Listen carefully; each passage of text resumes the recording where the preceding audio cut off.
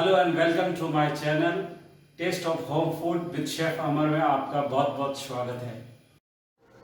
आज मैं आपके साथ मैंगो आइसक्रीम की रेसिपी शेयर करने जा रहा हूं, तो मेरा वीडियो आप शुरू से एंड तक देखते रहिए। ये आइसक्रीम बनाना बहुत ही इजी है और बहुत ही टेस्टी बनती है, तो आप घर पर बनाकर ज़रूर ट्राई कीजिए और आपको ये मेरी रेसिपी कैसी लगी, आपका अनुभव मेरे साथ ज़रूर शेयर कीजिए। अगर आपको मेरी रेसिपी अच्छी लगी हो तो लाइक कीजिए और मेरे चैनल को अपने फ्रेंड के साथ शेयर कीजिए। यदि आप मेरे चैनल पर नए हैं तो सब्सक्राइब कीजिए और बेल आइकॉन पर ऑल ऑप्शन प्रेस कीजिए ताकि आपको मेरी नई रेसिपी का नोटिफिकेशन मिल सके। तो आइए बनाना शुरू करते हैं। आधा लीटर फुल फैट क्रीम दूध लिया है।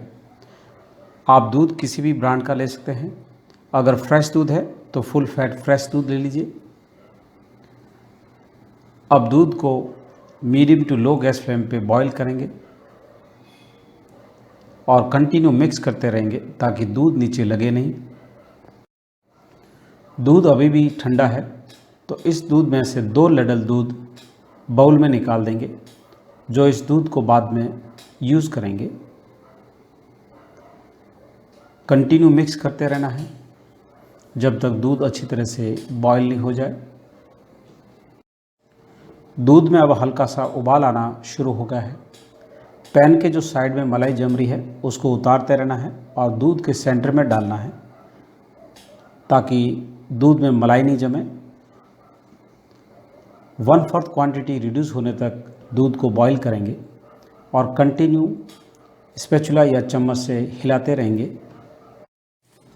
दूध अब अच्छी तरह से बॉईल हो गया है और रिड्यूस भी हो गया है। अब इसमें 3 टेबलस्पून चीनी ऐड करेंगे। अगर आप ज़्यादा मीठा पसंद करते हैं तो आप अपने हिसाब से थोड़ी चीनी और ऐड कर लीजिए। अगर आप कम मीठा पसंद करते हैं तो आप अपने हिसाब से चीनी थोड़ी सी कम कर लीजिए। अब कंटिन्यू मिक्स करते रहेंगे जब तक चीनी अच्छी तरह से डिज़ोल्व नहीं हो जाए, यानी अच्छी तरह से घुल नहीं जाए।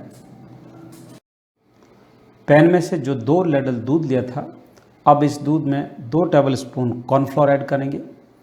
कॉर्नफ्लोर को कॉर्नस्टार्च भी बोलते हैं। अब अच्छी तरह से मिक्स कर लेंगे। आप कॉर्नफ्लोर की जगह कस्टर्ड पाउडर का भी यूज़ कर सकते हैं और व्हीट फ्लावर यानी गेहूं के आटे का भी यूज़ कर सकते हैं। अगर कस्टर्ड पाउडर यूज़ करते हैं तो उसमें मैंगो का फ्लेवर थोड़ा सा कम आएगा और कस्टर्ड का फ्लेवर आएगा। मैं कॉर्नफ्लोर ले रहा हूं ताकि मैंगो का प्रॉपर्ली फ्लेवर आए। दूध अब अच्छी तरह से बॉईल हो गया है और थोड़ा रिड्यूस भी हो गया है। अब इसमें दूध में भीगा हुआ कॉर्नफ्लोर ऐड करेंगे। अगर आप कंफर्टेबल है तो एक साथ कॉर्नफ्लोर ऐड कर लीजिए, नहीं तो धीरे धीरे करके ऐड करते जाइए और मिक्स करते रहिए। अब 1 से 2 मिनट के लिए बॉईल करेंगे। कॉर्नफ्लोर डालने के बाद दूध में गाढ़ापन आना शुरू हो गया है, तो ये कंसिस्टेंसी बिल्कुल परफेक्ट है। अब गैस को स्विच ऑफ कर देंगे और ठंडा होने के लिए रख देंगे। यदि आपको मेरी रेसिपी अच्छी लगी हो तो लाइक बटन ज़रूर प्रेस कीजिए। एक मैंगो लिया है और मैंगो को छोटे छोटे पीस में काट लिया है। अब ग्राइंडर जार में पीस कर प्यूरी बना लेंगे। अगर आप चाहो तो क्यूब्स में, स्लाइस में, या जैसा आपको इजी लगे उस हिसाब से आप काट लीजिए। मैंगो आइसक्रीम बनाना बहुत ही इजी है, तो आप घर पर बनाकर ज़रूर ट्राई कीजिए और आपको ये मेरी रेसिपी कैसी लगी मुझे कमेंट लिखकर आपका अनुभव मेरे साथ ज़रूर शेयर कीजिए। अब छलनी में छान लेंगे ताकि कहीं रेसे है तो वो निकल जाए।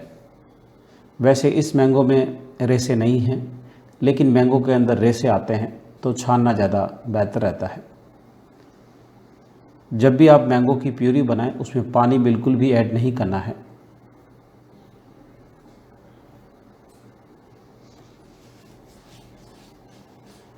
यदि आपको मेरी रेसिपी अच्छी लगी हो तो लाइक कीजिए और मेरे चैनल को अपने फ्रेंड के साथ शेयर कीजिए। अब मैंगो प्यूरी को अच्छी तरह से छान लिया है।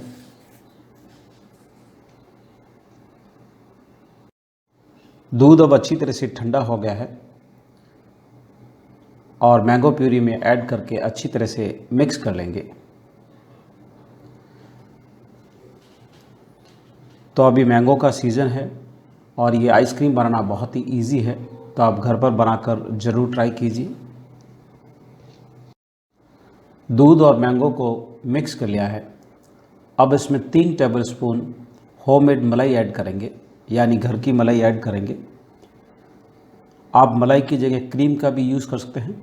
अगर आपको क्रीम ऐड करना है तो आप क्रीम ऐड कर लीजिए, अगर मलाई ऐड करना है तो आप मलाई ऐड कर लीजिए।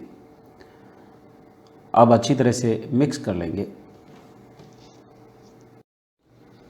सारे इंग्रेडिएंट्स को अच्छी तरह से मिक्स कर लिया है और जार में डाल दिया है। अब स्मूथली 30 से 40 सेकंड के लिए पीस लेंगे। ज़्यादा नहीं पीसना है क्योंकि इसके अंदर मलाई है, नहीं तो इसमें से क्रीम निकलना शुरू हो जाएगा। स्मूथली पीस लिया है और अब मोल्ड में डालकर 2 से 3 घंटे के लिए फ्रीजर में जमा कर रख लेंगे। आप आइसक्रीम को किसी भी मोल्ड में या कंटेनर में जैसा हो चाहो उसमें आप जमा सकते हैं।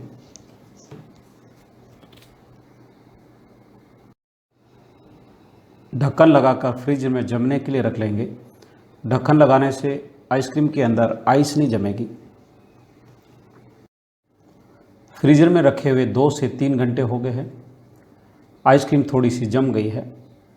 अब मोल्ड से निकालकर ग्राइंडर जार में डाल देंगे और थोड़ी सी whip कर लेंगे ताकि हमारी आइसक्रीम जब बनकर तैयार हो स्मूथ और फ्लफी बने। आइसक्रीम को whip कर लिया है तो आप देख सकते हो बहुत ही स्मूथली और फ्लफी टेक्सचर बनकर तैयार हुआ है। अब मोल्ड में पोर कर लेंगे, यानी मोल्ड में जमाने के लिए डाल देंगे। इस स्टेज पे अगर आप चॉप किए हुए मैंगो ऐड करना चाहें तो ऐड कर लीजिए और बैटर में अच्छी तरह से मिक्स कर लिए और जमाने के लिए रख दीजिए ताकि जब आइसक्रीम बनकर तैयार हो तो उसके अंदर मैंगो के बाइट्स आए।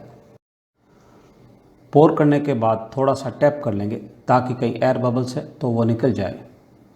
अब एल्युमिनियम फॉयल से अच्छी तरह से पैक कर लेंगे। उसके बाद फ्रीज़र में कम से कम 7 से 8 घंटे के लिए जमने के लिए रख लेंगे और आप इसको ओवरनाइट के लिए भी जमाने के लिए रख सकते हैं। एल्युमिनियम फॉयल लगाने से जब आइसक्रीम जमेगी तो इसके अंदर आइस नहीं बनेगी, यानी बर्फ़ नहीं बनेगी। आप एल्युमिनियम फॉयल की जगह सॉफ्ट प्लास्टिक ले लीजिए और रबड़ से पैक कर लीजिए। फ्रीज़र में जमा कर रखे हुए 8 घंटे हो गए हैं और अब एल्युमिनियम फॉयल को हटा लेंगे।